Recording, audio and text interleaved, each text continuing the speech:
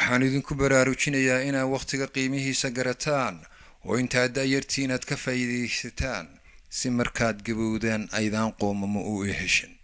haddaad maqasho maalqabeen, aqoon-yahan, caalim ama cid kastoo nolosha horumar iyo tadawar ka samaysay, iskama noqon waxa ay noqdeen waxa ay ku noqdeen ka faa'iidaysiga waqtiga iyo adeegsiga maskaxda.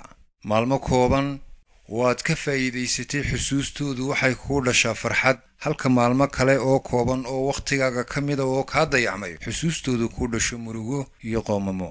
dadkuna laba nooc ayuunbay u qaybsamaan: qof rajo iyo damac leh iyo qof ujeedo iyo qorshe leh. inta badanna waxay wax u hagaagaan ka qorshaha iyo ujeedada leh. waradaanad lahayn ujeedo iyo hadaf aad buugaagta u sidato oo aad u soo kalahaso oo aad wax u baranayso ma yeelin kartid aragti aad ka midho dhaliso. qof aan aqoon lahayn oo aamusani wuxuu ka fiican yahay qof aqoon leh oo aan akhlaaq lahayn. sida geedka hadhka fiican leh dadku u jecel yihiin inay hoos fadhiistaan, ayay qofka wanaagsanna u jecel yihiin inay la rafiiqaan. afka wanaagsanna waxa ka fiican dhaqanka wanaagsan. in dadku runta sheegisteeda kugu nacaana waxa ka xun in beenta sheegisteeda ay kugu jeclaadaan. siday cagtaadu dhulka meesha boodhka leh raad ugaga tegayso ayuu dhawaqa iyo codka afkaaga ka soo baxayaa dhagaha dadka saamayn ugu yeelanayaa. markaa ha isku dayin inaad codkaaga kor u qaaddo oo aad qayliso. waxaad se isku daydaa inaad habfikirkaaga kor u qaaddo. mar kastood habfikirkaaga kor u qaadana waxaa isbeddelaya habdhaqankaaga. mar kastoo habdhaqankaagu isbeddelana waxaa isbeddelaya habnololeedkaaga. dadkuna intay aqliga ka fikiraan waxaa ka badan intay indhaha ka fikiraan. noloshu ma dhammaato balse way isbeddeshaa. fursaduhuna ma qarsoomaan balse way dayacmaan. 7 maalmood ee toddobaadka ku jira miyay kaa wada farxinayaan? sow maalin kugu adag iyo maalin ku wanaagsan bay yeelan maayaan. sidaanay 7 maalmood ee toddobaadka ku jira ku wada raali gelinayn ayaanay dadkuna ku wada raali gelinayne ha u fiirfiirsan. qof kastana ku ixtiraan dhaqankiisa, hana ka doonin dabeecad isku wada mid ah, waayo ma jirto dawo dadkoo dhan si isku mida u wada dawaysaa iyagoo xanuunkoodu kala duwan yahay. haddaad iminka hawl wanaagsan qabato,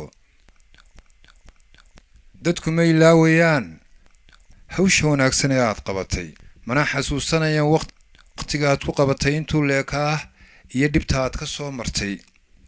sidaa darteed iska ilaali fudaydka iyo degdega si hawl kastood qabataa u wanaagsanaato. waxaa laga yaabaa inay idinku jiraan inama farshaxanka iyo sawir gamceedka ku fiicani.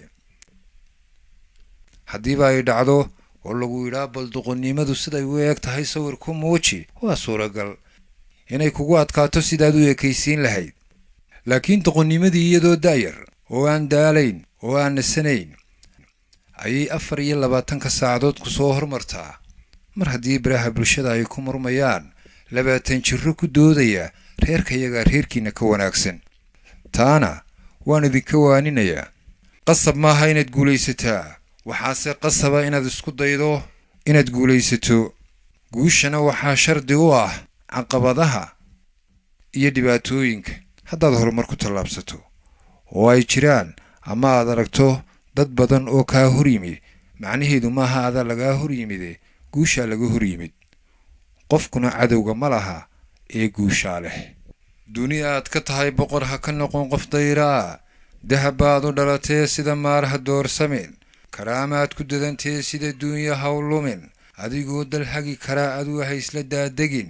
dhegtu way da'weyntee magacaaga diib mari. taariikh baa dambaysee ha ka tegin wax laga haddiiba ay dhacdo inaad qof isdishaan oo muruq ahaan lagaga adkaado, hal mar uunbaa laga adkaaday.